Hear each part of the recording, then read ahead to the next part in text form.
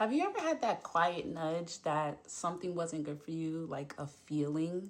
Nothing dramatic, no audible voice, just like a gentle, quiet tap on the shoulder.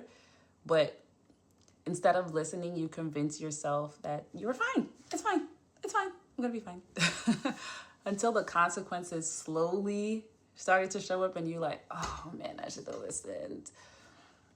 I know I have. And I'm back with another Binespiration. I'm no expert, just a girl who loves God. And if loving the Lord is wrong, then I don't want to be right. Seriously, quick story. Since I'm a woman of a certain age now, right? I had stopped drinking coffee because I felt like my body wasn't really responding to it well anymore. Then after a couple of weeks, I started to feel good. But I love coffee. I fell in love with coffee during law school, and I never looked back. It became my blankie, my special something every single day. So I slowly started to go back. I negotiated my way back to first having like decaf, then half calf, then I tried different brands, and every day again, I'm drinking coffee, right? And before I knew it, the reason why I stopped, like the anxiety came back and I couldn't focus and I felt wired and exhausted at the same time, which is crazy. I noticed my work suffered and I was a lot more stressed than I would normally be. And it sort of like became like a domino effect, one thing after another. So looking back, I realized the issue wasn't so much the coffee. It was more that I ignored that gentle, quiet voice, that tap on the shoulder, that instinct, intuition, whatever you want to call it. But that thing had been trying to protect me, save me from myself, right? So, and it's not just coffee. It happens to me all the time. Like I'd be rushing out the house and I'll get a quiet thought like, put your charger in the bag, or don't forget your AirPods, or don't forget your laptop, things like that. And I'll be like, oh, I'll remember, don't worry. And then, of course, I'd get to where I'm going, I'm like, dang, like I forgot it, whatever the case is. So those moments, and I'm sure you can relate, because I know y'all be forgetting stuff too. Those moments basically remind me that the Holy Spirit often speaks to us much more gently than we expect. We just get so used to explaining it away, like brushing it off, those quiet promptings. We stop paying attention. And I'm not saying every random thought that pops into our heads is the Holy Spirit. I'm not saying that at all. We do need wisdom and discernment, right? And that word discernment is a big fancy word, but it basically involves separating what is true, important, and valuable from what is false and irrelevant, right? And discernment really just comes from a relationship with God. There's no shortcut to it. I promise you, if there was, I'd tell you. There's no shortcut. What I'm saying is that I've noticed there are times when God gently nudges us, and the more we ignore those nudges, the easier they become to dismiss. But on the other hand, when we try to lean into those gentle nudges, the louder and more noticeable they become to us, and the easier for us to listen and follow.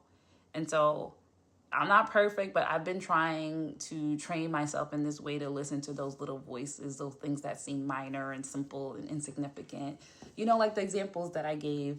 And it has helped me to build that muscle, right? To notice the nudges and the more important, the bigger, the more substantial things that are in my life. And this actually came up for me as I was reading about David in 1 Samuel 18 through 30. I try to do these videos as I'm doing my regular Bible study, and I was reading through chapters 18 through 30, and I was like, God, I do not see the message here. Right? I don't know what you want me to share.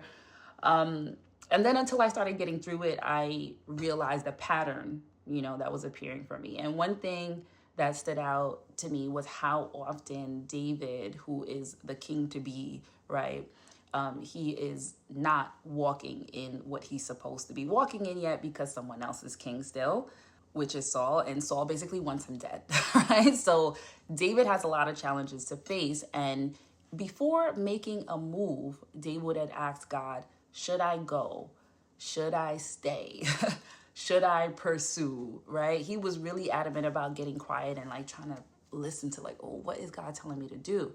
And we often hear about David as being brave, but it wasn't so much that he was just brave, right? He was after God's heart and God's will for his life. even if it meant he had to go through challenges, and he did go through many challenges, right?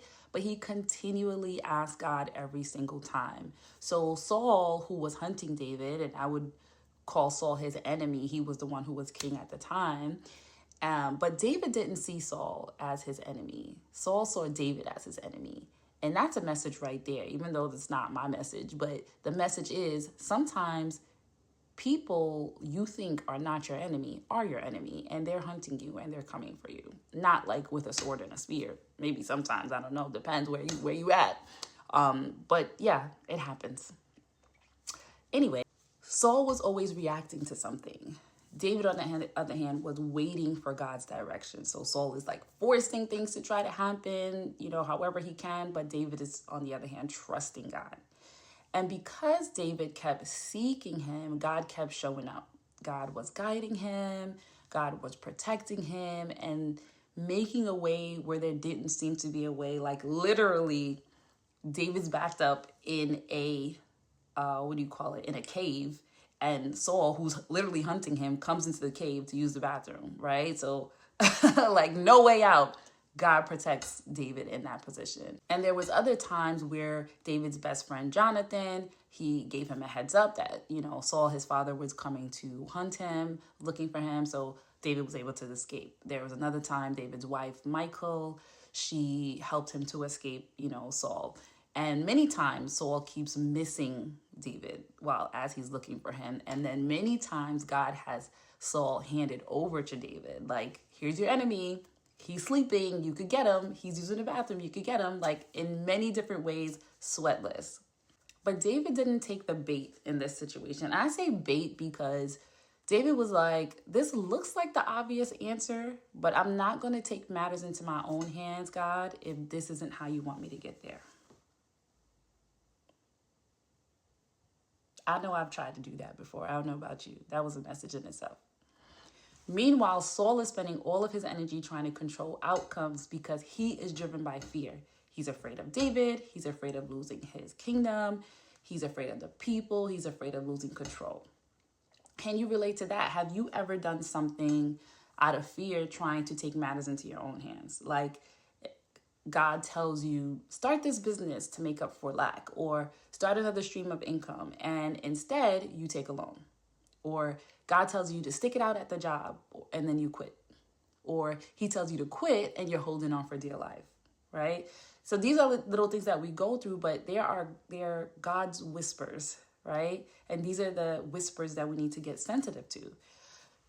David wasn't protected because he knew everything that was coming. It was because he stayed close enough to God to keep taking the next step. So maybe coffee isn't your thing, like the example I gave in the beginning, but maybe it's a relationship that God is asking to release. Maybe it's a habit. Maybe it's overworking.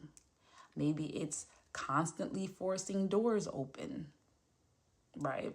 Maybe it's refusing to rest. Whatever it is, have you been negotiating with something that God has quietly asked you to just release it, let it go? A few years ago, I felt like God was asking me to release my business as I knew it. In fact, I know that he was, right? And that meant letting go of my team, scaling almost everything back, and watching something that I had spent years building come apart. And honestly, I'm not going to lie to you. I'm still grieving parts of what I had to let go. And I'm still constantly telling God, like, why did I have to do it this way? Why did I have to start over? And for a long time after that, I'm like, okay, what's next then? Like, what do you want me to do? What do you want of me, Lord? And to be honest, he didn't give me a 5-year plan. He just gave me the next step, and then the next one, and then the next one, even though I asked for the 5-year plan, right? So looking back, I can see that while I was focused on everything that I had lost, God was like quietly leading me through a season that I never could have navigated on my own. And don't get me wrong, that didn't make it easy. God was navigating me. He was with me. He is with me, but it does not make it easy. And just like David wasn't spared from every trial, he was guided through every season. And that's all we could really ask for, right? I'm realizing that the kind of relationship that I want with God is not one where I only seek him in a crisis, but where I trust him enough to let him guide my steps. Because when he guides your steps, you don't have to know the whole path. You're not going to know the whole path. You just have to be willing to take the next step. We can't all be Noah who gets the whole blueprint up front and the timeline and the materials and all that, right? It doesn't always happen. Most time it doesn't happen like that. So much time we spend asking God to show us the whole plan. And I'm not saying that you shouldn't plan. You should definitely plan. We should do our part, because having faith without putting in the work is dead, right? But at the same time, we need to be sensitive to God's voice. We're not always going to know where God is taking us. We need to work and listen, work and ask, work and follow, work and seek, work and obey, right? Maybe he's just asking us to trust him with the next step. And that's the whole exercise. And somehow, one step at a time, God will protect us just like he did David through every single thing that we're going through, even if it doesn't look like what we expected it to look like.